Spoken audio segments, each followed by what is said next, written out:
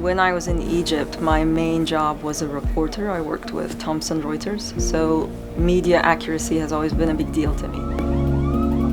We have a report of a plane crash somewhere in the area of the Pentagon. 9/11 happened, and I found myself getting more and more curious about that, about how the media covered it, and comparing what I learned about journalism to what I was seeing happening, and slowly that became my number one interest, and I knew at that point this is what I wanted to study. My dissertation focused on media representation of women after 9/11. I wanted to look at US media representation in print news, both in main news stories and also in opinion pieces, and to figure out what are some of the main themes we're seeing in how women are represented. A lot of what I was reading or watching was really anti-Arab, anti-Muslim. The way they were portraying, for example, hijabi women, either oppressed or related to terrorism in some way, or just driven and controlled by men, and even Arab men and Muslim men. Like a lot of the men, obviously my family are from that background, and everything that I was seeing in the media had nothing to do with the men that I knew in my family. Since I was in my PhD program and always looking for new research ideas, this became my main topic that I really wanted to focus on and I was passionate about. Especially at the time, there wasn't really much research on this area. Content analysis is when you analyze a text, the content of a text, very specific, looking at the wording. In framing, you're going to be looking at three things. Anytime I'm doing a framing analysis, I'm looking at the context, I'm looking at the language, and I'm looking at the sources. So she's going to be looking at these articles in terms of the context, the language, and the sources used to try and figure out how is the media framing this issue. I'm also really interested in activism, so how women or minorities in general are using media as a way of activism to promote their needs, to bring attention to whatever issues they are suffering from. When I first moved to High Point, I was really consumed with creating the curriculum for the journalism program, and I knew I had to do research, but I wasn't really doing as much research as I should have been. So the first couple of years were really stressful. Like I would work on what was more urgent, which is the teaching, course creation, all of that. And on the side, I knew this is something I have to do. This is something I have to do, but I never really got to sit down and do it. Also, when I first moved here, I found out I was pregnant with my third child, so that was also overwhelming on the family side, in addition to new job, course creation, curriculum creation, and the research. I was also about to take care of a third baby. It's really neat to be part of something from the ground up, so I like that. I help do all the research, figure out what are some best practices and programs at other schools, and started creating all the basic journalism classes, so it was an exciting time. I consider Nahid to be a dear friend, but also a really important mentor in my life. I think back on those early days in my research journey and how helpful she was for me. We formed this research group between her, Jenny McDermott, and myself, and we shared work with one another and gave each other feedback. A paper that I wrote during that time, I later revised it and submitted it for publication, and it was, an important piece of my tenure process. Methodology is something I've struggled with a lot. It's not something that comes naturally to me. When I started studying, I didn't initially have an angle. I think I was behind a lot of my peers in that a lot of them started from day one. They knew this is what they wanted their dissertation to be. I wasn't at that point, at that place. I didn't do a lot of research at that time, so I was still learning the research and getting used to academic research versus like writing news stories. I have to thank a lot of my colleagues in the Nido Arcobain School of Communication because we bounced ideas off each other and they helped me a lot kind of zoom in on the methodologies that best help with what I was trying to research. One of the most consistent methodologies I rely on is what we call discourse analysis. It's when you do a really careful, critical reading of a text, or if it's like a video. That's usually the methodology I keep going back to. I feel like being a good researcher, you always have to think of something important that's happening and just get onto that and start researching. And it's not always easy. Like, again, you're teaching, you're grading, you're doing all this other stuff, and you still want to do good research. Also, making sure that you're always participating in conferences. I've made it a habit to try and participate to at least one national and one more local conference. So twice a year I would be doing conferences. That's one of the ways that has helped me at least stay active all the time, because if I present research, it's easier then to use that and make it or transfer that into an academic publication. I remember in grad school, some of our professors would say, have certain days or certain hours to do research, and I would just brush that off. But I found that's the most effective thing for me. If you have a certain day where you don't teach a whole day, or your office hours are shorter, or something like that, use that time. It's okay to shut your office door for a couple of hours.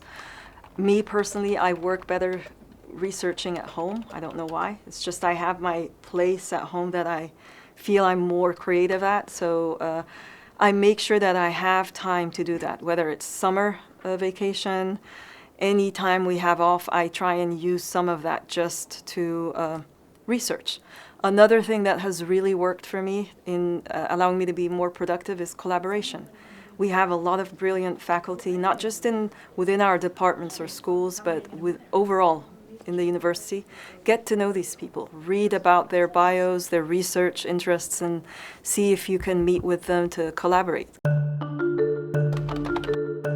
Around 2008 is when I joined High Point, and first couple of years I was kind of getting used to being in High Point. We had just officially opened the Nido Arcobain School of Communication. We were moving to our new building, so I didn't really get a lot of research done initially. But I had to start, had to work towards tenure and promotion. And one of the things I was doing on the side, in addition to working on manuscripts and research, was the Fulbright. I became really interested in the Fulbright program. So I applied, and I was targeting countries in the Middle East. My first choice was Egypt, but when I was communicating with Fulbright officials, I was told that is one of the countries that's always in high demand. So I shifted to the United Arab Emirates. That was another country I was interested in visiting. I was familiar with the culture. Everything was planned and ready to go. My youngest two kids, I had schools ready for them because I was supposed to spend an entire semester there. I think it was the spring semester. I had courses I was about to teach, and I even purchased the books that I was going to need to take with me. During that time was also what was known as the Arab uprisings. There was a lot of revolutions happening in the Middle East. Egypt was one of the places where this was happening. As someone who grew up in Egypt and I knew what people were going through in terms of a dictatorship, I was really excited and rooting for the people in Egypt. So I would post a lot on social media, and a lot of countries in the region were really sensitive to anyone talking about activism, anyone encouraging the uprisings, and I was one of those people. So right before I was supposed to travel, I got a note or a message saying that they denied my visa for the UAE, and I was given like an informal reason. It was because of what I was posting. Dean Tremblay talked to me and said, you have this semester, use it. Like, you're not going to be teaching, try and take advantage, maybe work on research, figure out what you can do to use this time in a positive way. One of the journals that I was following, the International Journal of Communication, it had a special issue call, which means they are in demand of articles that are coming out real quick, and it has to be on a certain theme, and that theme was the Arab uprisings. So my colleague Julie Wiest and I decided to work on our planned research, which was focusing on the Arab uprisings and social media use. So that's what we did, and it was a really quick turnover. Took a lot of our time, but it's one of my most successful pieces. And I think to date, I've had over 1,000 citations on just that one article because it was in a lot of demand. So it worked out pretty well in the end. I think it's important to recognize that NAHED's scholarly journey is characterized by both forward motion and numerous pivot points. Things have happened that sometimes would derail somebody else. Having your Fulbright yanked at the last minute and then trying to recreate a forward movement in a semester where you literally plan to be halfway around the world is difficult. But she took that semester and created really great scholarship that elevated her reputation. It has been amazing for her, but also really great as a university to see one of our scholars, one of our colleagues, get that recognition. I hope that when people look at my scholarship, they remember that it's always research I'm passionate about, and most likely it will be related to the Middle East in some way, and most likely it will be to help correct stereotypes that people might have of the Middle East. We see that happening over history, like 9/11 was one. What's happening now is another time where we see that happen, and I hope that my research can help at least correct some of that or show where there are flaws, where maybe the media wasn't really getting it right when it was portraying this or that. One of the things that's important to recognize is that NAHED, as a scholar, has really helped elevate the reputation of High Point University. Not only because she's traveled the world and given talks, not only because she's really well published, but she represents kind of the holistic view that we have at High Point University. Part of that view is we think about holistic education for students, but we also need holistic faculty who are wonderful teachers and fabulous scholars and great at service. And she really models that.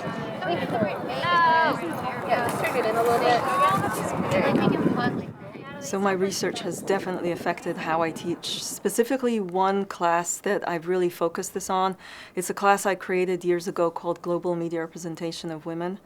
And I was fascinated with how the Arab uprisings were using graffiti art. It was one of the most memorable things about the protests. And I thought about a way for us to introduce it in that class. So what we do in the class is we talk about women from around the world, some of their struggles, some of their activism, and we find that women in different countries deal with or focus on different issues, that they're not all the same, they're not all striving for the same type of equality. And one of the practices or projects that I put groups in and they work on is a graffiti project. They have to come up with some piece of graffiti art that has a message that talks or expresses what women are fighting for or what they're calling for. And it's been very effective and very successful.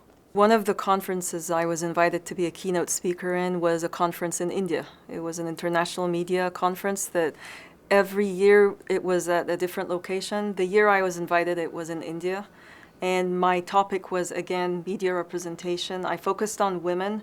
I focused on how female activists in Egypt used the Arab uprisings to bring attention to some of the struggles that they faced. So in addition to trying to call for a democracy, women were trying to call for other things. For example, sexual harassment was a huge deal in Egypt, and it had gone just something people knew it happened but just turned a blind eye to. So I did a lot of research on what women were doing to bring attention to it, like in terms of whether it was art. A lot of them used graffiti. Others used social media. Others just used film. There were a lot of films produced that talked about that, and that was my research that I presented. On the journalism side, I like teaching the very intro class, multi-platform reporting. We looked at a lot of examples from Humans of New York, or like samples of how to do that on-the-spot, in-depth interview. It's a fun class because students who come in are fairly new to journalism, so they're learning the basics. and it's one of the class I've taught for years, so I already have a good routine. We go through all the various types of stories for different media, so it's nice to see how students, maybe they're not really strong at doing a print story, but when we shift to broadcast, they're able to produce a really neat package. So let's look at this and give her an overall, but also the content, not just the look. Or maybe like the background color or something, it's a little difficult to read. Yeah. So it's also nice to help students figure out what they really want to do. A lot of them end up that class finding out I'm really good with multimedia, or I really want to stick with broadcast. So that's one of my favorites. A class that I created a couple of years ago, I think it was right with COVID, was Mastering the Interview. It's one of the classes I love because all we do is interview. We practice different interview skills, how to do like a sensitive subject interview versus how to interview an inmate versus how to interview someone on the fly, on the go, where you have to just run around and chase them. And we do in-class interviews. We do a lot of practice interviews, so the students really love that. And then the final one, the one that's closer to my research. I like teaching global media representation of women because I get to talk about the research that I'm passionate about, and I also get to introduce maybe a lot of students to topics they weren't necessarily aware of, or sometimes to correct some of the stereotypes they might have, whether it's on Muslim women wearing a hijab or child marriage, why it happens, even though we all think it's evil, and it is evil for children, but try to understand why do parents do that, so there's like some understanding of why people do that to their families.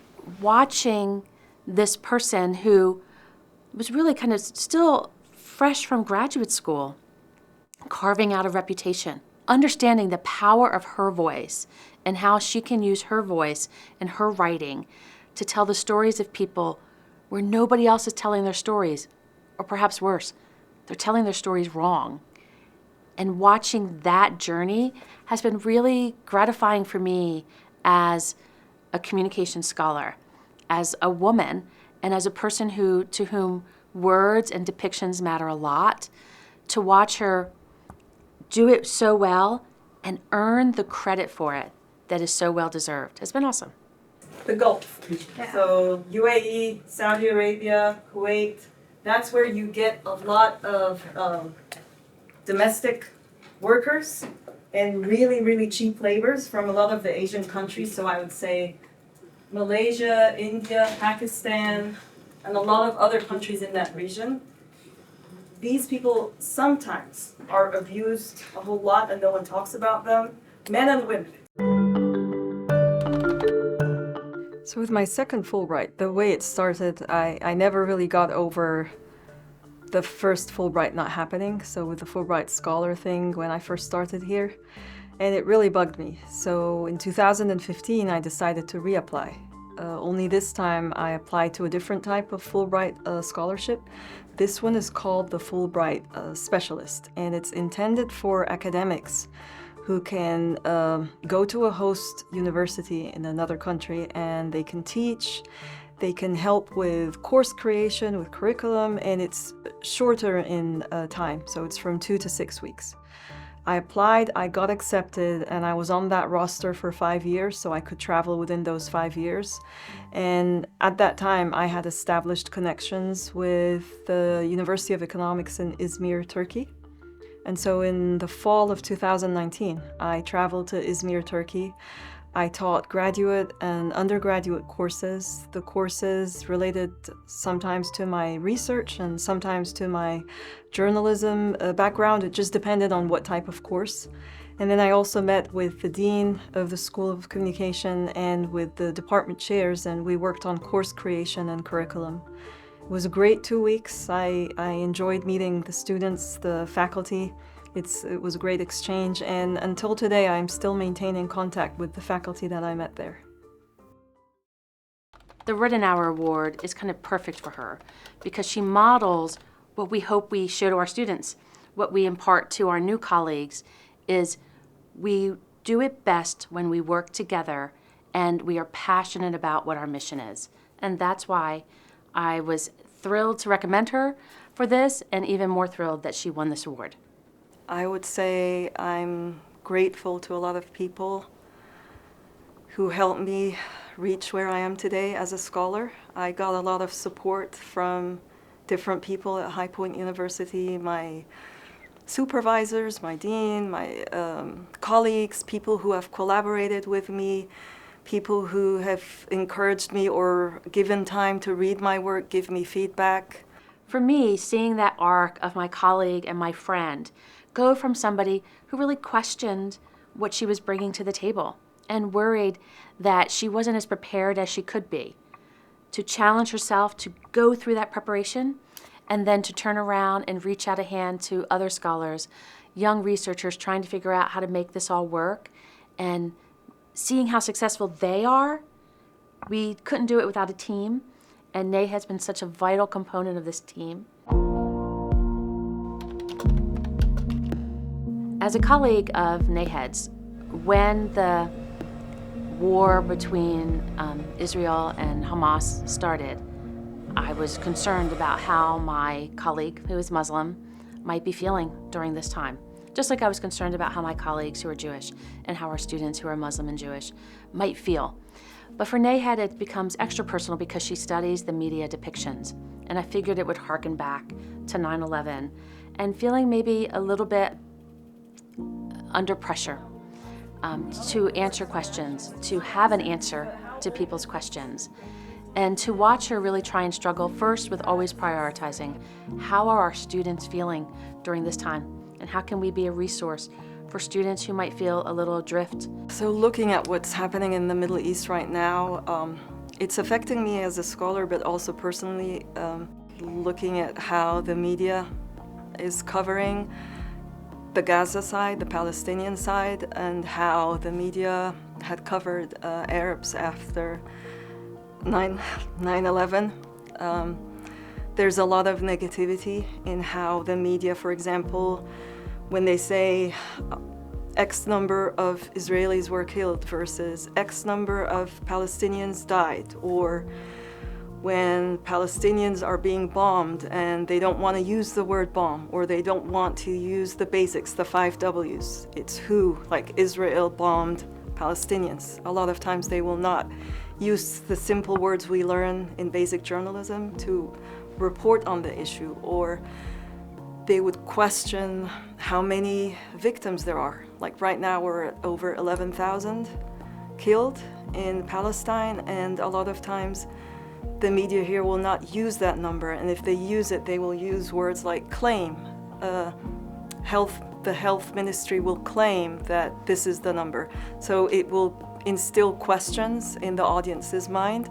I find a lot of that problematic, and it's something I intend to study more in depth.